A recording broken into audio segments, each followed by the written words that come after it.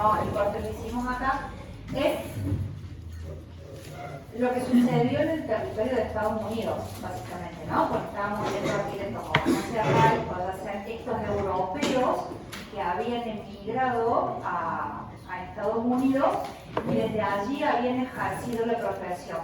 La segunda parte está, de alguna manera, se preguntaría qué pasaba en el escenario europeo cuando uno se aleja un poquito de como digamos el epicentro de donde estaban sucediendo las ideas, cuando uno se aleja de Francia y de la figura destellante de Le Corbusier, o cuando uno se alejaba, lo vamos a ver después de Alemania, tiene que ver también con una Alemania complicada porque ya empezaba a germen de lo que iba a ser el movimiento nazi y el Tercer Reich a manos de Hitler. Entonces, estos dos personajes que tienen acá, que en realidad son tres, ya vamos a contar por qué son tres, son escandinavos. ¿Sí? Ellos trabajan directamente desde Noruega, Finlandia y demás. El primero que está por allí es Gunnar Asplund. Y este que están acá, uno siempre ha escuchado hablar de este señor, de Alvar Aalto, y nunca ha escuchado hablar de esta señora. Antes de darle la palabra a quien les va a contar quién era Aino, los pongo como en situación de qué pasaba y cómo los encuentra estos arquitectos la modernidad en la región de Escandinavia. Acá se ve como el encuentro de dos corrientes, de alguna manera, de dos movimientos que todavía persistían en esa región. Uno tenía que ver como con un historicismo depurador, cuando el historicismo uno le va sacando cosas de tanto lenguaje, el dórico, el jónico, digamos, y lo va depurando, pero lo mismo subyace el método de composición, lo mismo subyacen los principios de proporción y de escala de esa tradición de la arquitectura historicista, y al mismo tiempo una realidad local de una revalorización de los materiales y de las tradiciones escandinavas que también caía como en ascenso. Entonces en la encrucijada o en el encuentro de esas dos acciones aparecen estos arquitectos modernos queriendo de alguna manera resumir en ellos esas tradiciones y también introducir las ideas de la modernidad. Entonces, vamos a ver mezcladas algunas obras de Asplund y vamos a ver algunas obras de Aalto, vamos a ver más obras de Aalto que de Asplund, pero es interesante ver cómo ellos están como en una misma sintonía en su región. Aino, casi que nos enteramos, es la esposa de Aalto. Era arquitecta y es de las primeras arquitectas escandinavas. Y nos enteramos de ella tarde, supimos que ella existía tarde. Cami, vos le querés contar quién era ahí, ¿no? Sí, bueno. Bueno, ya saben que la Cami tiene como esta postura de reivindicación de las figuras de las mujeres en la historia de la arquitectura, así que yo les cedo la palabra. Bueno, ya nos contó quién era Alvar Aalto, pero básicamente Aino era una arquitecta, mucho antes incluso de estar con Alvar, entra a trabajar en el estudio de este arquitecto y meses después se casa con él, o sea, entra a trabajar en el estudio, lo conoce ahí, a él y se casa. Bueno, básicamente ella como pasa ahora, ¿viste? Cuando uno entra a un estudio, hay una cierta participación o colaboración de uno en el proyecto. Lo mismo pasaba con Aino. O sea, Alvar definía a Aino como una sociedad, ¿ha visto? De hecho, él lo decía, a pesar de que ella no podía firmar, siendo una arquitecta, porque en ese momento, en esas épocas, no firmaba los proyectos grandes, digamos, siempre figuraba él. Pero él sí los reconocía, no es que no.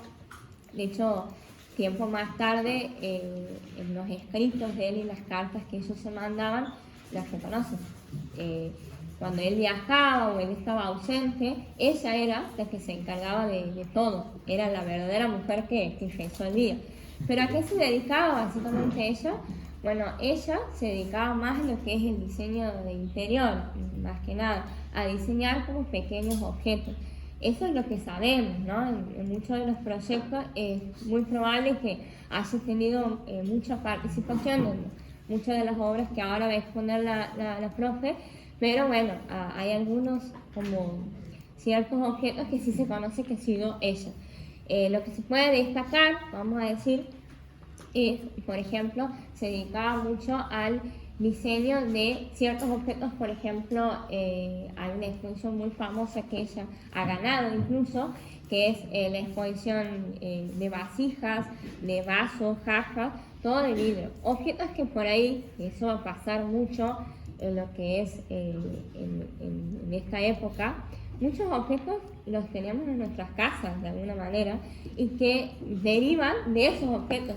Yo me he enterado, por ejemplo, de que hay un vaso, que es un vaso como tubular, es el típico vaso, a veces está el vaso común, que es liso, hay algunos vasos que tienen ciertas texturas. Bueno, un vaso en particular, que ha sido parte de la colección de ella, que no solo es un vaso, sino una colección, es tubular, tiene rayitas, ¿sí? Eso ha sido de ella, es... Sí, literal es un así que va siendo así como ondas, como claro. ondas, ese diseño. Que yo me acuerdo haberlo visto en alguna casa de mi abuela, digamos. Pero ¿por qué esos objetos llegan a nuestras casas o lo vemos en algún lado? Porque han sido producidos en serie, han ganado exposiciones y se exponen en serie. Como muchos de los muebles que han hecho ellos, ¿no? Porque ellos eran, como decía él, una sociedad, digamos.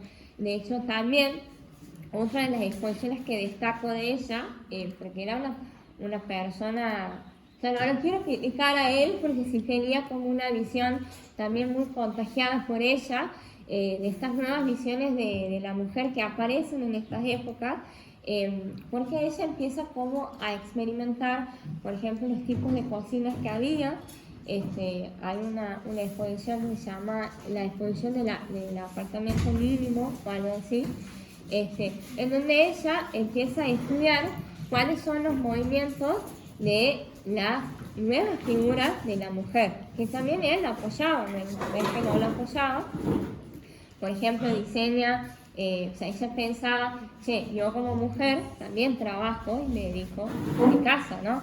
Entonces, diseña, por ejemplo, tipos de cocina en donde tenían un espacio donde la mujer estaba parada, lavando, por ejemplo, pero había otro espacio, otra parte de la mesa donde la mujer podía realizar tareas sentada. O sea, por ejemplo, cocinar sentada en la misma mesada o lavar incluso sentada.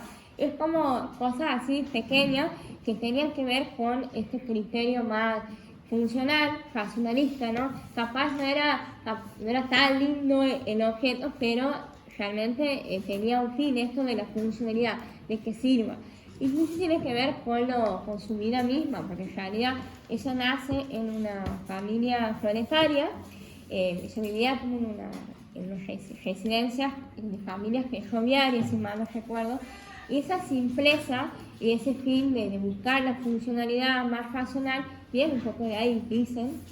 Incluso se siguen descubriendo cosas que ella ha diseñado en el sanatorio, que después lo vas a exponer. Ella hace toda la parte del mobiliario y diseña una de las escaleras, como los espacios principales. Ella se dedicaba como a darle como más identidad, más vida. También estas estructuras como los bancos que otros hay banquitos que son tubulares, algunos. Bueno, muchos de esos bancos que son tubulares, por ejemplo, no sé si habrá alguno aquí, creo que no, es derivado de algunos diseños de ellas, que son producciones, como digo, en serie, que muchas sillas de los que han hecho esa sociedad han sido producidos en serie. Nada más que ella lo pensaba como, por ejemplo, que estos banquitos que son tubulares tengan como una estructura más resistente, o sea que el soporte sea más estable para que no te puedas caer y demás. ¿Quieres decir algo? Que en esto puede ser que algunos muebles es interesante que también hay una relación del estudio con una maderera que produce madera laminada. Claro. Y en esa dinámica, digamos, de las posibilidades y demás, esta empresa que producía la madera laminada los invita a explorar, claro, con objetos más chicos, curvando la madera y demás. Entonces ahí es como un encuentro exitoso, digamos, claro, del proceso de diseño de ellos con la industrialización. Por eso digo, claro, esa empresa al medio. Bueno, no me acuerdo el nombre de la empresa. Ella funda, dentro, digamos, del estudio, funda una empresa que se llama Artex, que se llamaba la empresa, donde ella puede como explotar todas esas cosas. Y son esas industrias las que llegan y ella puede experimentar con estas cosas, con estos nuevos materiales también. Usaba mucho esto de madera, el metal, como esto. Sí, estos materiales que empiezan como el metal, como más manipulables, digamos, pero más dedicado, según tengo entendido, a lo que es la industria. O sea, esa empresa que ella funda, que era directora, que en realidad lo funda como en colaboración con otro matrimonio, ella es la que pues, se dedica a lo que es la industria doméstica, particularmente, digamos, con esto, ¿no? De la nueva visión de la mujer y demás. Creo que después, según tengo entendido, porque se hace la exposición de Finlandia en Nueva York, ella compite ya a medida que va pasando el tiempo, y les juro que aparecía él y ella ganaba, o sea, ganaba las exposiciones en las que se presentaba o siempre estaba como en el podio, ¿no? En los primeros lugares, digamos. En esta exposición, que es en Nueva York, creo, él se presenta, sale los primeros puestos y ella sale tercero, o sea, es como de una exposición o de un concurso, siempre como que aparecía en estos primeros lugares, pero esto, ¿no? Según tengo entendido, muy abrazada esto del estilo internacional, si mal no recuerdo. Ella es como eso, ¿no? Era simple, práctico todo lo que diseñaba y era, bueno, esto muy funcional, digamos. Muy estudiado también, que por ahí uno, como les digo, hay objetos que van a ver que los tienen en sus casas, los tenían sus abuelos y que no saben por qué han llegado ahí. Y es por eso, por la producción en masa y en serie, digamos. No, que hay gente al fondo hablando que tal vez la podríamos invitar a que se retiren. Que hablen, que sigan la conversa afuera. Bien, entonces, cada lindos créditos, los altos con las Gunnar. Esta es una de las obras, si la encargan a Alto, es el lugar donde se imprime un periódico, ¿sí? Es la sede, la redacción y al mismo tiempo es el lugar donde se imprime el periódico. Con el escandinavo, si a gracias llegamos al inglés, con el escandinavo no vamos a andar pronunciando ni haciendo cosas raras. Está en una ciudad que se llama Turku y el planteo funcional es elemental, porque lo que necesitan es una serie de oficinas que van a resolver en el cuerpo principal, en el cuerpo de adelante del edificio, y luego, ¿cuál es el principal problema de un periódico? ¿Dónde tener, en primer lugar, los rollos de papel? No piensen cuando se decía antes paren las rotativas. ¿Alguna vez escucharon esa frase? Paren las rotativas. Porque el periódico se imprimía en línea continua, digamos. O sea, el papel va girando y después se va cortando en el pliego. Pero se imprime en principio en un rollo. O sea, entra el rollo en blanco y sale el rollo impreso del otro lado. Por eso la idea de paren las rotativas, y son estas máquinas gigantes que son las que van imprimiendo. Pero para poder abastecer esa demanda que tenían los periódicos, sobre todo en la primera mitad del siglo XX, realmente los espacios para el depósito de papel eran muy, muy importantes. Entonces, lo que él va a hacer, y aquí viene una de las cuestiones que ya Ray las había hecho también en Estados Unidos, es trabajar con este elemento estructural que son como las columnas hongo, ¿no? Estas columnas que se abren en la parte superior para mejorar o para aumentar o para evitar el efecto del punzamiento en la losa. y se abren en estas especies de capiteles. Esto es el sótano, esta es la planta baja, ¿no? Ahí está la planta del sótano, que es esto que ustedes ven acá, donde están proyectados incluso estas especies de capiteles, con las escaleras y demás, y todo el sistema para bajar los rollos hasta el depósito. Y la planta baja, donde se van subiendo los rollos que van a ser necesarios durante el día, y después se hace la impresión. Y en la fachada, que tal vez es donde podríamos ver el lenguaje moderno, ¿no? Fíjense que trabaja con esa idea de lo simple, con la ventana, pero introduce en este sector que está acá un elemento disruptivo de esa fachada tan limpia o tan simple, que es esta especie de gran marquesino, de gran ventana que está allí, en donde el diario imprimía en una gigantografía de la época la portada del diario que iba a salir ese día. Entonces la gente podía circular y podía prácticamente tener la portada del diario de ese día allí impresa, como, insisto, como una especie de gigantografía que se exponía allí todos los días en el edificio.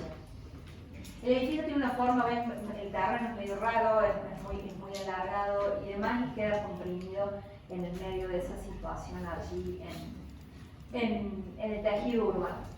Esta es una de las primeras obras entonces de Alto, así que destacan, y no destaca principalmente por la fachada, sino que destaca por todo este trabajo estructural que él hace en el interior.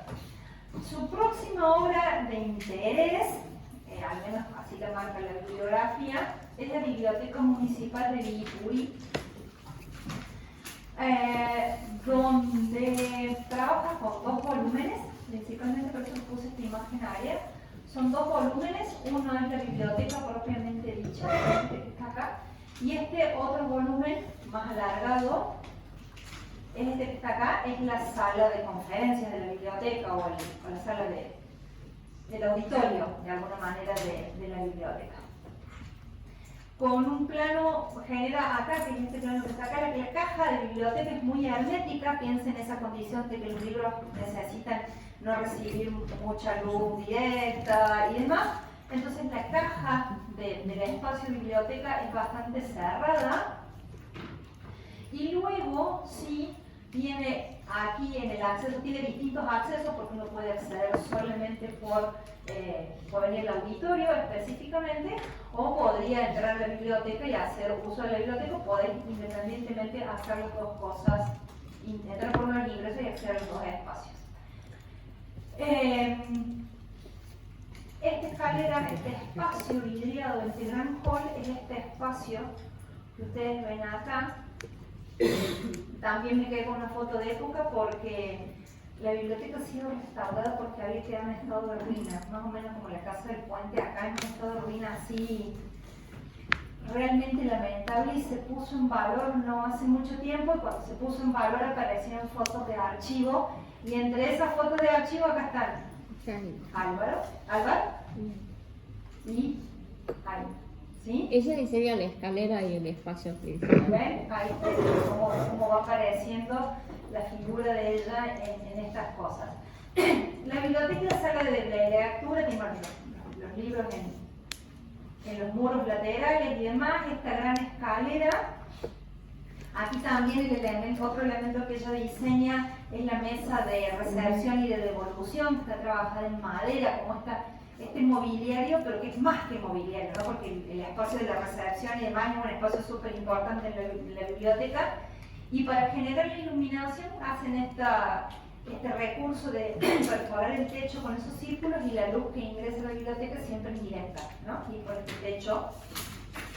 Acá algunos críticos hablarán de un resabio académico todavía, ¿no? En la obra de Alto. Esa composición simétrica, esa jerarquía de las escaleras que tienen que ver con esa tradición que yo les dije que se reúne en ellos de ir depurando los viejos procesos y el viejo historicismo que todavía persisten en algunas cosas con las tradiciones locales o los materiales locales. Miren lo que hace en el techo del auditorio, es un plano plegado hecho completamente en madera, y después cómo acompaña con este tipo de mobiliario diseñado con madera curva, con esta madera, esta forma de trabajar la madera que tienen principalmente los escandinavos. La relación entonces de este salón, de este auditorio con el entorno y demás. Ya hemos hablado del problema de la tuberculosis en el siglo XX, yo no quiero ser pesada, pero si se dan cuenta que siempre es una constante en las propuestas de los arquitectos es porque realmente la tuberculosis es un problema, uno de los problemas de salud más importantes del siglo XIX y de principios del siglo XX. Ya habíamos hablado cuando vimos la ciudad industrial de Tony Garnier, que él ponía el sanatorio en una parte aislada y demás. ¿Se acuerdan de cómo era? Y en realidad no estaba mal todo lo que planteaban, casi desde la intuición, porque el conocimiento científico sobre la enfermedad se dio más o menos en este tiempo. La enfermedad es contagiosa porque es una bacteria que le ataca los pulmones. ¿Sí? Y la tuberculosis se acabó a mediados del siglo XX cuando se inventó el antibiótico y se acabó la tuberculosis. Entonces muchas tipologías de ese tipo de sanatorios para tuberculosis se mutaron o se transformaron. Además, algunos fue el Cosquín Rock en Córdoba. La Cami sí, ¿alguno más fue el Cosquín Rock alguna vez? No tiene efecto. Bueno, cuando vayan, pasas por los sanatorios de Santa María de Punilla y en Córdoba eran los sanatorios de tuberculosos, antituberculosos de la ciudad. Hoy están convertidos en la sede del CEPROCOR, que es la parte de investigación y demás de la provincia de Córdoba, otro en un pabellón de neuropsiquiátrico, digamos, están convertidos en distintas cosas de salud y demás, porque la enfermedad como tal desapareció. Entonces, aquí es convocado Alto para hacer este sanatorio. Si bien está en un tejido urbano, está alejado y está en el medio de un verde, porque lo que se creía que mientras más calidad de aire tengo, mejor me siento. Y mientras más sol podía recibir, decían siempre que la enfermedad atacaba más como en los lugares con clima húmedo. Entonces el sol y el aireamiento mejoraban la condición, no la curaban, porque hasta que no hay el antibiótico no se curó.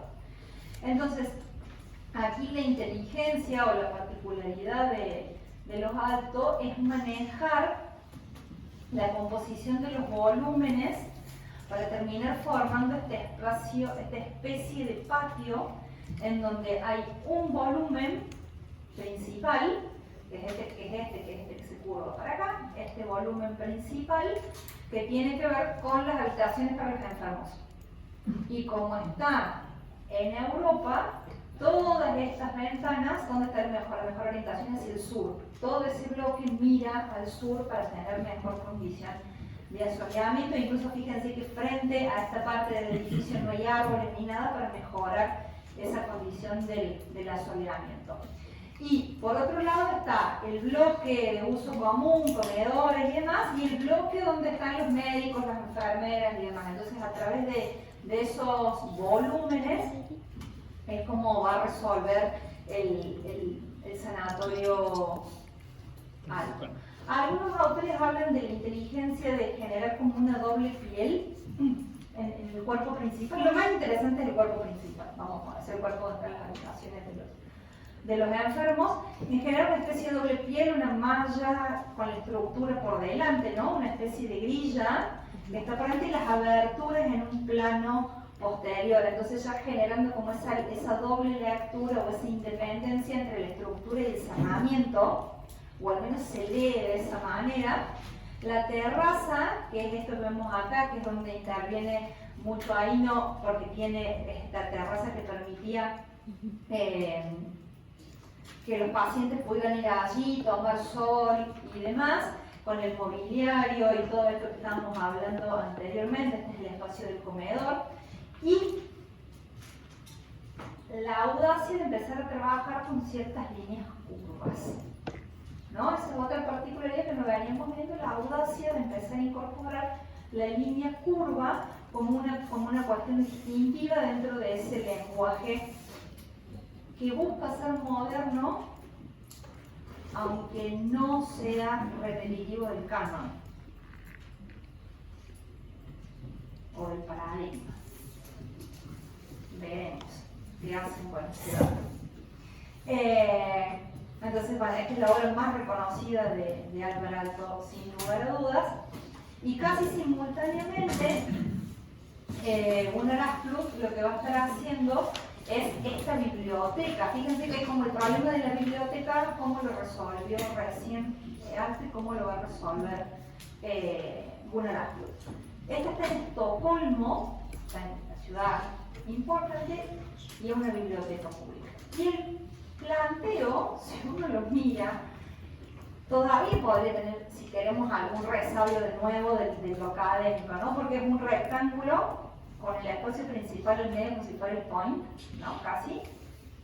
Ahí es donde uno podría leer todavía esos elementos de la tradición academicista, pero cuando hace el alzado de esos volúmenes, se pierde toda esa posibilidad de seguir una línea atada a la tradición. Entonces hay un gran volumen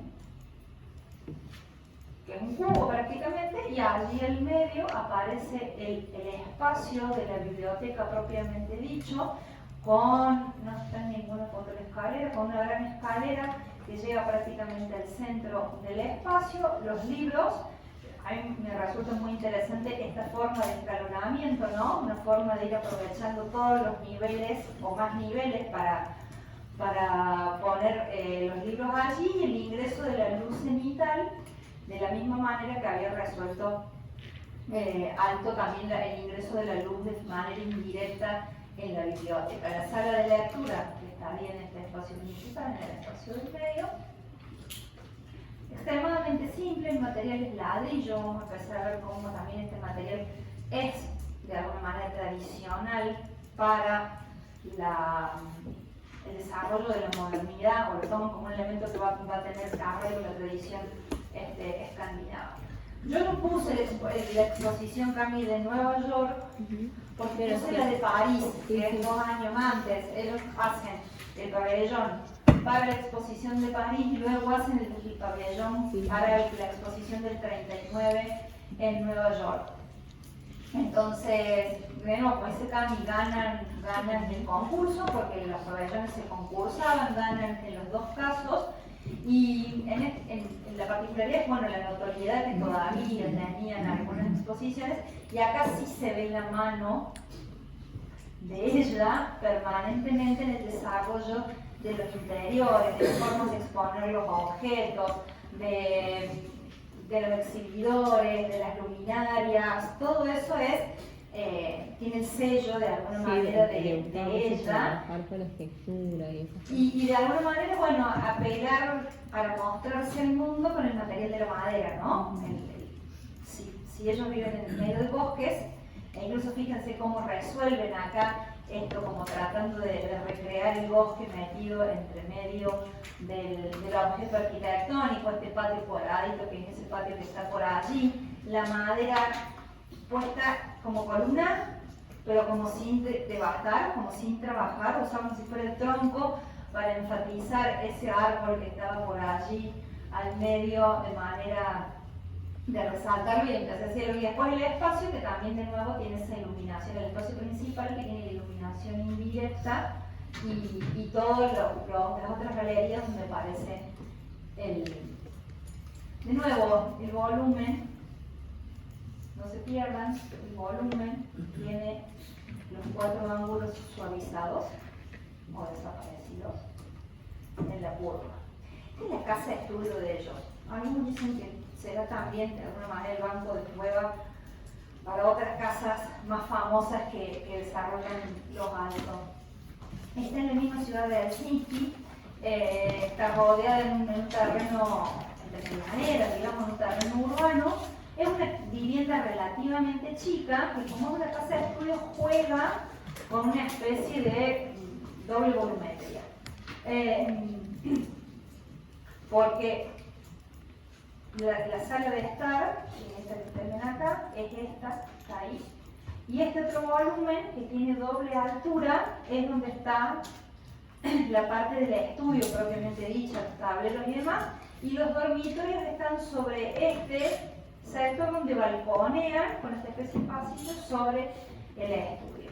Y después, bueno, nada, las áreas de servicio y los dormitorios y demás, ¿sí? Entonces así se compone la casa, tomando materiales locales o materiales bien del lugar, como la piedra, algo de ladrillo y demás, y la madera utilizada como revestimiento. Por acá atrás el ladrillo pintado de blanco. Si estaban precisamente en su casa, con más razón esta idea del desarrollo de los muebles y el trabajo que hace con las luminarias y demás que hace ahí, ¿no? en esta casa. Pero ahí uno puede ver constantes, ¿no? Casi como que esto se levantaría sobre unos apoyos puntuales, el volumen, que pasa por aquí, los grandes paños vidriados, pero hay una materialidad y una forma de expresarse totalmente distinta. Esa fue su casa, y esta es una enorme casa de la corporación del encargo, y de alguna manera es la obra que sintetiza o que expone todos los puntos o los postulados de unos altos maduros ya, ¿no? En su proceso compositivo lo hemos visto evolucionar desde unas cosas mucho más simples. Acá vemos un alto mucho más maduro en esa cuestión proyectual. La casa es una L, para empezar, digamos, la casa está desarrollada en una L, en donde esta geometría relativamente simple y pura va a definir el espacio posterior, que es este espacio que ustedes ven acá atrás, como el patio que queda encerrado allí, y propio de los climas en los que estamos viendo estas obras, introducen la idea de una pileta, la construyen ellos mismos, la proyectan ellos mismos en parte original, y ahí se produce como la tensión del diálogo entre lo orgánico y lo... porque la pileta tiene como una forma de riñón, que después se popularizará, ¿no? Y será una idea poco feliz fuera de contexto, ¿no? Cuando se empiezan a hacer piletas con forma de riñón por cualquier lado, es una idea poco feliz fuera de contexto, porque acá lo que estamos buscando alto es una forma orgánica que complemente o que genere cierta tensión con la geometría pura de la casa. Entonces tiene como una razón de ser esta forma orgánica, que después va a estar asociada al sauna y a todas las cosas que normalmente son populares entre los escandinavos, con un muro de piedra que va a terminar de cerrar el patio, que sería donde estamos nosotros, ¿no? Por acá estaría este enorme muro de piedra que termina de definir ese espacio cerrado para el billete, el jardín, el sauna y demás. La cara que mira hacia el exterior o hacia la calle es esta, genera esta especie de porche por acá con este voladizo. Y fíjense lo interesante de cómo trabaja las aberturas acá, porque si bien las han vuelto horizontales, como indicaría la modernidad, fíjense el recurso que utiliza para que entre más cantidad de luz. La saca y la gira. De esa manera tengo más superficie para que ingrese luz, dándole esta forma y sacándola un poco del plano, y al mismo tiempo le enriquece el trabajo del plano. De nuevo, el muro blanco, el ladrillo, la madera, la piedra, y fíjense el trabajo que tiene en el interior, absolutamente todo en madera, el cielo raso, la escalera, la forma de ir definiendo el cerramiento de la escalera prácticamente se derrama cuando llega aquí, todo el piso, y bueno, esto que era propio de alguna época, ir trabajando en escalones, en medios niveles, para ir acomodando la casa a la topografía. La casa no tiene una gran riqueza espacial, ¿sí? No tiene doble altura como otras casas que hemos visto, no tiene tan presente si la ruptura de la caja o de los planos que iban definiendo, como veíamos en algunos que consideramos de estilo internacional, ¿no? O algunos otros ejemplos que estuvimos viendo ahora que ha habido dobles alturas y demás. Acá la riqueza está dada más en los materiales, en la articulación de los espacios. Y esta obra, que es arriba en el ciclo este que estamos viendo, de nuevo, esta obra también está declarada Patrimonio de la Humanidad. Es el cementerio de Estocolmo, el cementerio del bosque, y allí Unarvangslo hace varias cosas, hace el crematorio, hace la capilla, hace varios elementos, conforman las tipologías en torno al cementerio. Esta es la capilla, ¿sí? Que la ven acá. Fíjense como incluso en la planta ha tomado decisiones, pone las columnas por fuera, curva el muro posterior, aparece una capilla lateral, una especie de sacristía ahí por el costado, que sería de este lado que está acá, pero el espacio que es más sobrecogedor de alguna manera, o el espacio que genera más emociones, que es el acceso al crematorio, en donde está trabajó prácticamente con la idea de un impluvio en un patio romano, ¿no?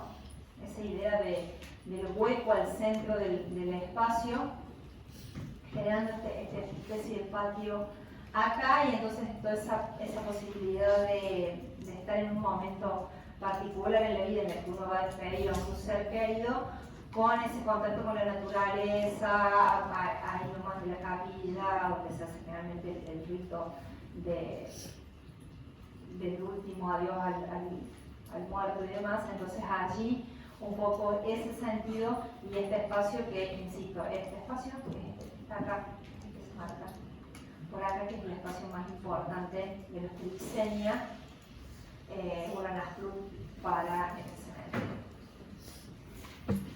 Alemania tiene una condición súper particular, porque en Alemania no quedó nadie para esta época de la que estamos hablando, ¿no? Ya Hitler era una figura en ascenso, se había empezado a formar lo que se llamaría el Tercer Reich, y muchos de los arquitectos, o por tener algún origen judío, ¿sí?, habían emigrado a Estados Unidos, o muchos se fueron por disgusto con lo que estaba planteando el régimen del nazismo, no por querer ser perseguidos, sino por disconformidad con lo que estaba pasando, y emigran. Entonces hay muy pocos arquitectos que se quedan en Alemania a ejercer la arquitectura como profesión libre, porque en la última parte les voy a mostrar lo que es la arquitectura oficial. Esto es para quienes se quedan desarrollando lo que sería la profesión libremente. Y en esa lista de la gente que Sarah Williams denomina estas figuras individuales, aparecen estos dos nombres, Hugo Haring y Hans Scharoun. Hugo Haring también haciendo tipologías extrañas. Esto es una granja cerca de un lago, en donde es una granja de ganado de vacas, ¿sí? Principalmente una granja de esas características. Y lo que nos va a interesar no es la vivienda, sino justamente el espacio que está vinculado a la producción, donde lo resuelve con una forma de herradura y lo cubre. ¡Ay, se callan ya! Y lo cubre con esta estructura, fíjense cómo está sostenido, una estructura de madera, como si fuera una especie de estructura de madera, y donde va a estar combinando en el exterior espejuelos de madera, el ladrillo y a veces la madera como revestimiento de este lado. Pero fíjense la volumetría cuando esto se podría haber resuelto con un jalón, con un timbrador. ¿Sí? Esto se resolvía con dos paredes de ladrillo y un timbrador. Parece un galpón, en realidad. Es un galpón, digamos, pero nada, hay una búsqueda expresiva y arquitectónica particular. En este mismo tiempo están mezcladas las obras de los dos, pero creo que esta sola está la de Haring.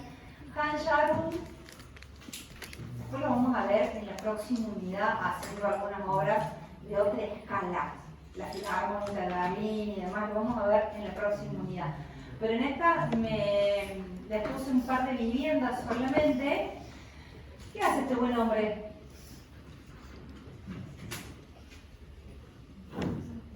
Es moderno.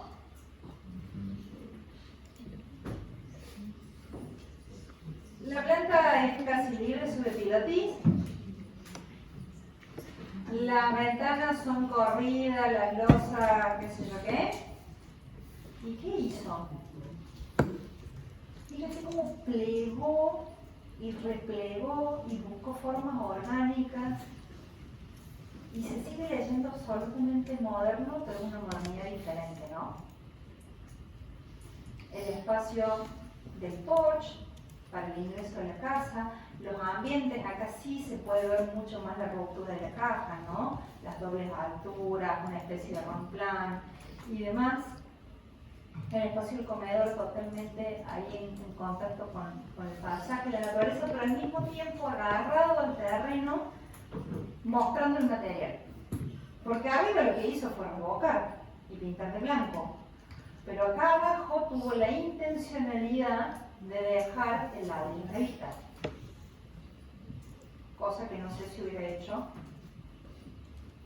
un paradigmático. Pregunto. Si vamos a seguir haciendo cosas extrañas, esta es otra casa que hace Sharon, que desde el lugar de la planta no llamaría tanto la atención más que por ese murito curvo. Todo lo demás es bastante tradicional y bastante ortogonal. Introduce solamente esa pared, esta pared. Es la pared curva, es la que define ese espacio en el interior que empezó para acá. Ven que ahora aparece este equipamiento y esta señora está sentada acá, mirando también el jardín en estos espacios que están acá. Los muros absolutamente vidriados de piso a techo, la integración con la naturaleza, esta materialidad que parece inacabada, ¿no? Como si no se hubiera terminado de revocar, como si estuviera viniéndose abajo el revoque, que es un efecto buscado para después dialogar con otras paredes que sí están dejadas como ladrillo de vista o la piedra que aparece en algunos otros sectores. Y en esta casa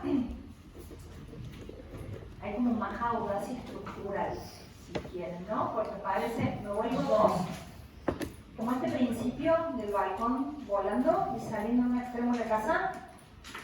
¿No lo ven acá, de nuevo? Como actitud, ¿no? Como para decir, este es mi gesto de proyecto, aunque acá lo hace con unas columnas que se van como encontrando de manera en ángulos poco habituales, la llegada por allí a este espacio y esta terraza que es la que se produce en la planta alta.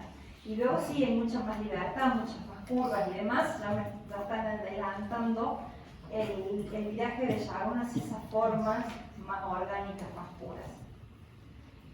Y en Inglaterra, vamos a ver una obra de cada uno de estos tres personajes que están acá. El único de todos estos, no es el único, Owen Williams es inglés. Lubetkin es ruso. Se instala en Inglaterra, forma el grupo Tecton, donde hay dos chicas. Dentro de este grupo, este es Lubetkin, en el grupo que él forma de arquitectos más jóvenes y demás que trabajan con él y se denominan Tecton. Vamos a ver una obra de ellos. Y después Mendelssohn, que era alemán y que está refugiado en Inglaterra por esta condición de judío, ¿no? En el medio del proceso. La primera obra es de Sir Owen Williams. Es una fábrica, puntualmente es una fábrica que está relacionada al farmacéutico, ¿sí? Más o menos para que se ubiquen de qué se trata. Y casi que es la primera vez que vemos en una industria una piel de vidrio completa. En toda la superficie apenas interrumpida por las losas que avanzan y definen los niveles de lo que está pasando en el interior. El interior es un interior fabril, donde cada una de esas losas definen bandejas que balconean a ese espacio principal y va a aprovechar toda la planta baja como estos espacios permeables donde se pueden realizar todas las operaciones de carga y descarga, ¿no? Eso es lo que va a generar haciendo el terreno hundido. Vuelven a aparecer este tipo de columnas que ya las habíamos visto en alto, también en una arquitectura industrial. Estos departamentos, que son de las obras más destacadas del West Tecton, están en un sector de Londres que tenía baja densidad constructiva. Entonces, aquí está lejos de lo que planteaba Le Corbusier cuando hablaba de los edificios en la Rue Rallier, los edificios a Redén, estos edificios que entraban y salían. No, no está conceptualmente lejos de ese tipo de unidad. Es una unidad densa de habitación. Lo que se vuelve meritorio acá es trabajar con este planteo como una doble cruz, porque de esa manera lo que están buscando es que la mayor cantidad de ambientes de cada departamento estén en contacto con la luz y con el aire, ¿sí? Entonces, lo original, lo llamativo es el planteo como en esta especie de doble cruz. Después una arquitectura blanca sobre pilotis, digamos, empiezan a aparecer constantes de otras referencias, pero, y siempre hay un pero, genera en la planta baja, en el acceso y demás, una serie de líneas curvas más sueltas, de un trabajo con la geometría más libre, que solamente la vemos aparecer como en estas otras figuras, de alguna manera. Y finalmente, de la serie de lo que sucedía en Inglaterra, de nuevo, vuelvo con la idea de Mendelssohn exiliado y trabajando. Es un concurso que ganan estos dos personajes. Es un concurso para hacer un pabellón de mar o una especie de lugar de esparcimiento frente al mar. Chicos, el clima de Inglaterra no es para ponerse mucha bikini y nadar en el mar, ¿no? Es un lugar bastante frío, incluso los veranos son fríos, pero la gente disfruta de todas maneras las actividades de playa. Entonces, o ir hasta la playa como una actividad recreativa. Entonces, el programa que le piden en el concurso es que tenía que tener un cine-teatro, que podría tener las dos funciones, que es el que van a buscar en este volumen, que está por acá. Y luego, la otra parte del programa es restaurante, bar, ¿sí? Todo como actividades para el esparcimiento y lo recreativo. Y entonces, lo que hacen Mendelssohn y Schirmerschef es poner en un extremo del volumen el auditorio, el cine-teatro, la caja de circulaciones y el acceso, generando como bisagra entre los dos volúmenes en ese espacio totalmente curvo, donde adentro la escalera es curva y genera toda esta sensación de espiral mientras uno va ascendiendo, y en este otro extremo el restaurante y demás, los bares y esas otras actividades. Entonces hoy lo vemos así, pero en el momento original de uso tenía que ver con esto, ¿no? Porque a veces uno piensa que uno se tira en el pasto como nos tiramos ahora, y en realidad es esta gente paseando, teniendo esta actividad de esparcimiento, caminando, vestida completamente. Sí, es como un espacio recreativo del que... Bien. Hacemos un esfuerzo de 10 minutos más y terminamos y nos ponemos a trabajar en otra cosa. Quedan 4 o 5 imágenes nada más y que tienen que ver con esta cosa que también pasaba en este mismo tiempo. Algunos autores le llamarán que esta arquitectura es una crítica de alguna manera de estos regímenes a la arquitectura moderna Pero en Europa la realidad es que en Alemania crecía la figura de Hitler y en Italia crecía la figura de Mussolini, ¿no? Como los dos grandes figuras de estas ideas de lo totalitario y demás. Y entonces lo que van a descubrir ambos y por distintos caminos es cómo la arquitectura se va a volver una herramienta para expresar esa misma ideología y para representar el modelo de Estado que ellos están buscando imponer, ¿no?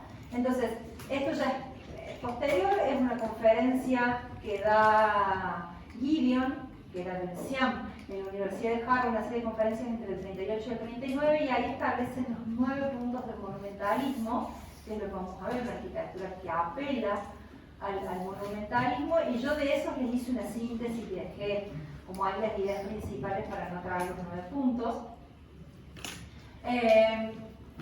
Donde hay cosas interesantes como esta idea de que los monumentos son símbolos que los hombres crean para expresar sus ideales, sus metas, sus acciones, y están destinados a sobrevivir el tiempo que los originó. Son vínculos entre el pasado y el futuro, son expresión de las necesidades culturales más altas, ahí hay un arquetipeo, perdón, más altas del hombre, son vitales. Más vitales son aquellos que expresan los sentimientos y pensamientos de la fuerza colectiva que es el pueblo. La devaluación de la monumentalidad en esta modernidad. ¿Sí?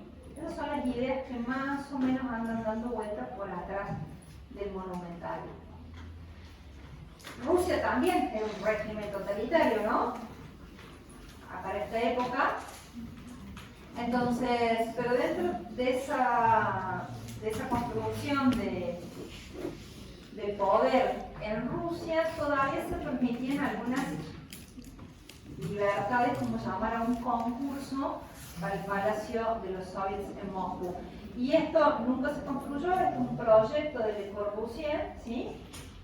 Le Corbusier es el que hace el proyecto para el concurso este, pero miren en la misma, mientras Le Corbusier está haciendo esto, por eso se lo pongo, mientras Le Corbusier está haciendo esto y quiere expresar algo diferente con este gran arco, que ese arco es el que definía el espacio principal, no es un palacio como tal de vivienda, ¿no? Es un palacio que se expresa la ideología, es un espacio de reunión del pueblo. Mientras Le Corbusier plantea esto, otros proyectos plantean esto. ¿Ven lo que les digo? Bien ligado a elementos tradicionales, a la arquitectura clásica, básicamente, y con esa escala de monumentalidad y allá arriba está ahí.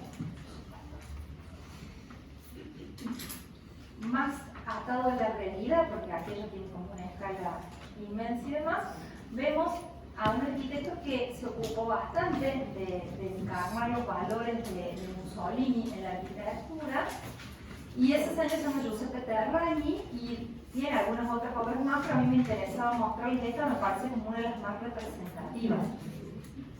Es una serie de obras, esta es una sola, se hacen las casas, el Fascio era el partido comunista, ¿no? Es el partido de Mussolini, el fascismo, digamos, lo que conocemos nosotros. Entonces, las casas para que se reuniera la gente que adhería al partido y a los ideales, y esta está en la ciudad de Como. ¿Alguna vez viste el lago de Como? La carrera de Imola, de la Fórmula 1, ni siquiera eso, che. Bueno, Imola está pegadito como para que se ubiquen por lo menos en el mapa de Italia. Nada, lo que va a hacer, y acá se nota bien cómo Terragni trae, muchas veces estos regímenes totalitarios buscan su validación en el pasado, ¿no? En imágenes o en simbologías que están en el pasado. Muchas veces van a ir al periodo clásico, a la Roma clásica o la Grecia clásica, y si no, a veces se van a quedar también como en algunas imágenes del Renacimiento y demás. Y acá se nota que esto es lo que hace en realidad Terragni en esta obra. que para hacer un espacio de reunión apela que por afuera es como moderno, ¿no? O si lo ves moderno, fíjense el planteo funcional es en torno a un patio, como eran los patios del 400 del Renacimiento de los palacios. O sea, el tomar un elemento del pasado, la reelaboración en un lenguaje diferente, pero tomar ese mismo partido, donde el patio sirve como espacio que le da sentido a las circulaciones y demás, y como las distintas oficinas y el espacio de reunión es ese espacio interior y es esta plaza que lo precede. ¿Dónde se notan los gestos diferentes o donde uno puede entender que hay búsquedas de modernidad en Terragni? En que después no lo materializa como un cubo cerrado como hubiese un palacio renacentista. Lo que va a hacer es, de alguna manera, dos de las caras, trabajarlos más como opaco y trabajar el elemento del medio más como un elemento transparente donde saca la estructura a la vista, genera esos balcones pensando, insisto, en el espacio de reuniones y que es el espacio de convocatoria del partido fascista. En la misma tónica, Mussolini quiere crear como una nueva Roma. El proyecto es para mirar como 50 veces, porque sobre todo lo que ya le venía pasando a Roma, las pocas calles que le quedaban de la Roma vieja, este hombre las quería rectificar, unir, como hizo Sixto V, poner más avenidas y acá poner monumentos propios de este régimen que fueron los remates de esas otras nuevas avenidas rectilíneas. Por suerte no pudo hacer nada de todo eso, la única intervención que tiene es una placita al frente del mausoleo de Augusto, que es el Arapachi, un monumento que quedó allí encerrado en un templete. Pero esta obra sí se construyó. Es el palacio de la civilización italiana, un elemento que hablara de alguna manera de la italianidad, de qué es ser italiano, qué es la cultura italiana, qué es la civilización italiana. El edificio se conoce como EUR, todavía está en pie, y allí participan Giovanni Guerrini, Ernesto Lapadula y Mario Romano. Si ustedes están sentados acá, en esta aula de arquitectura, es porque este señor Ernesto Lapadula se vino a la Argentina y dio vuelta los sistemas de educación en arquitectura, dio vuelta los programas de estudio en la Facultad de Arquitectura de la Argentina. En primer caso en Córdoba, se instaló en Córdoba. Y aparte proyectó la mitad de la ciudad universitaria, el pabellón Argentina, los que van a ir ahora prontito al Congreso, ¿van algunos? ¿De acá? Al lado de arquitectura está el pabellón Argentina. Recórdanlo porque es obra de Ernesto Lapadula, justamente, digamos, es una obra de este italiano que nosotros tenemos en Córdoba y van a encontrar una serie de similitudes cuando lo recorran en cuanto a la espacialidad y en cuanto a algunos planteos. Pero bueno, volviendo, aquí, no sé, hay como una intención de que este edificio sea como un pedacito del Coliseo, ¿no? Esta superposición de arcos, pero despojados del lenguaje. Usar la escala de los romanos, pero habiéndole sacado el lenguaje clásico, ¿no? Las columnas adosadas, dórico, jónico, corintio, pilado uno arriba del otro. Es como haber dejado la piel desnuda del Coliseo. Como un espacio que es para exponer qué es lo que se supone que era la civilización italiana, no tiene función más que de recorrerlo en estas salas donde iba a haber elementos expuestos que hablaran de la italianidad. Creo, si no me falla, esto estuvo vacío, creo que lo compró la casa Fendi, la casa de moda, y ahora lo usan ellos como espacio propio. Y finalmente lo son dos nomás que le quedan como para hablar de cómo se imaginaba esta cosa el bueno de Hitler, que él se creía arquitecto. Vamos por partes. Él se creía arquitecto. Entonces, todo lo que va a hacer también está como alineado con cómo su propaganda iba a reflejarse, o como su mensaje se iba a reflejar en la arquitectura. Tuvo un arquitecto al principio, que en este momento no me voy a acordar el nombre, porque así me pasa, no me acuerdo el nombre, que fallece en el año 34 el otro arquitecto. Y ahí entonces lo contrata o entra en juego Albert Speer, muy joven en ese momento, muy maleable de las ideas de Hitler, muy dúctil para que hiciera lo que Hitler quería. Y una de las primeras cosas que hace, ¿quiénes son los que hablan permanentemente? Parecen como una abejita al fondo, y no saben lo que molesta. Me quedan 2 días, pues después se van a trabajar y hablan todo lo que quieran. Esto se llama un campo de Zeppelin. La idea era que en este, ¿se acuerdan del Zeppelin?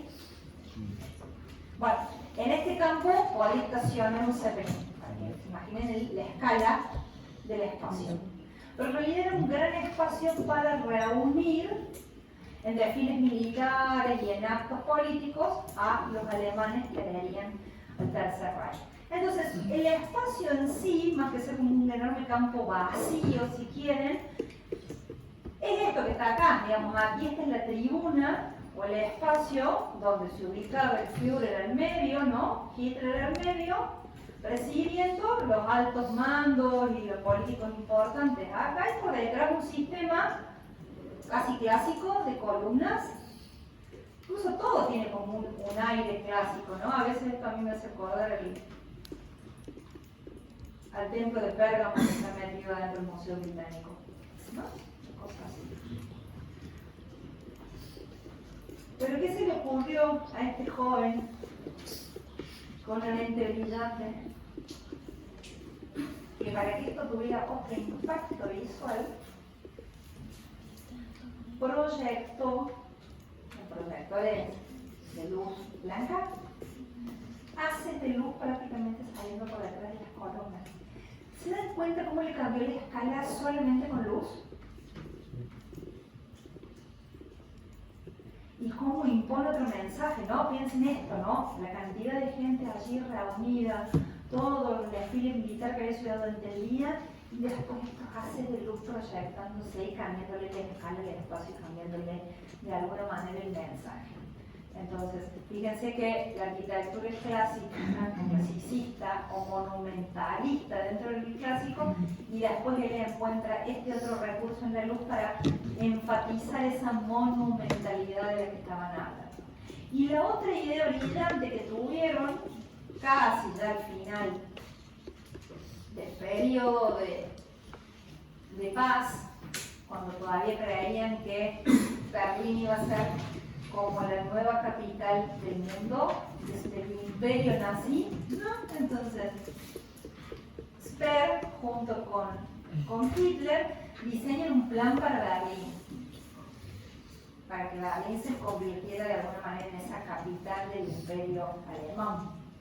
Y entonces, casi con una operación haussmanniana, es lo que se imaginan, ¿no? Tumbar un montón de cosas, total, lo que iban a hacer justificaba cualquier cosa, y generan este gran eje, es una propuesta, ¿no? En el medio de un tejido irregular, generan este eje que tiene en el fondo este espacio que es simplemente un espacio de reunión de nuevo, ¿no? Como si fuera, pero que tiene una escala que hace acordar a los utopistas, nada más que ahora sí se podía construir porque ahora había hormigón, así que si hubieran llegado a construir iba a ser.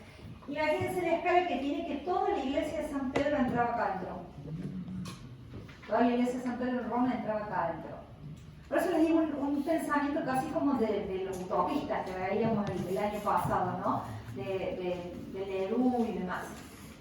Entonces este gran espacio, fíjense, allá el águila, digamos, la simbología del nazismo y demás, simplemente como el gran espacio de reunión del pueblo, y acá otro elemento clásico.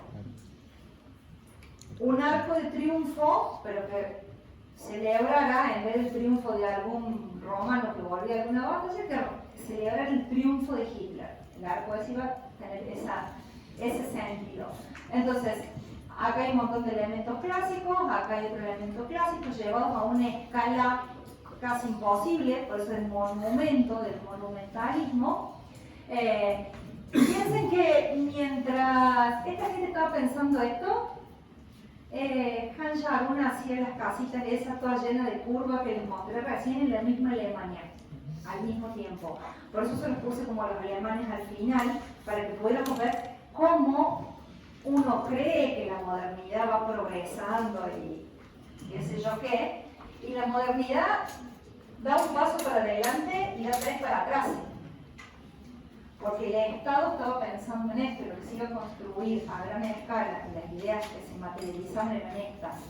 Entonces la modernidad en este tiempo casi que va por la calle colectora, ¿no? El Estado no va por la autopista. Entonces, vamos a ver la próxima, en el 22, vamos a ver a los latinoamericanos, porque vimos a Estados Unidos, vimos ahora, vamos a ver a los latinoamericanos, y con eso cerramos la unidad y hacemos el pase.